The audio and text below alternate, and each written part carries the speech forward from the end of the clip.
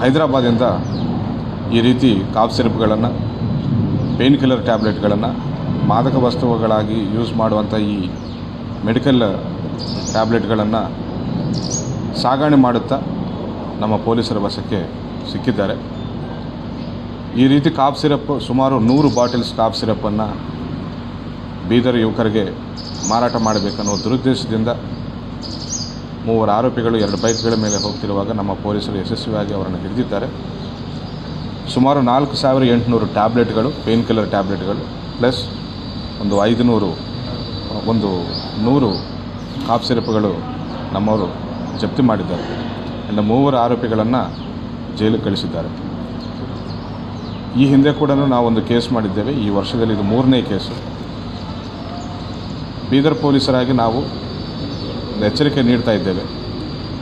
ಈ ರೀತಿ ಡ್ರಗ್ಸ್ ದಂಧೆಯಲ್ಲಿ ತೊಡಗಿಸಿಕೊಂಡು ಬೀದರ್ ಯುವಕರನ್ನು ಹಾಳು ಮಾಡಬೇಕಂತ ದುರುದ್ದೇಶವನ್ನು ಇಟ್ಕೊಳ್ಳುವ ಎಲ್ಲ ಕ್ರಿಮಿನಲ್ಸ್ಗೂ ನಾವು ಎಚ್ಚರಿಕೆ ನೀಡ್ತಾ ಇದ್ದೇವೆ. ಬೀದರ್ ಜಿಲ್ಲೆಯಲ್ಲಿ ಈ ರೀತಿ ನಾರ್ಕೋಟಿಕ್ಸ್ಗೆ ಯಾವುದೇ ರೀತಿ ಆಸ್ಪದ ಇಲ್ಲ ಅಂತ ಹೇಳ್ತಾ ಇದ್ದೇನೆ.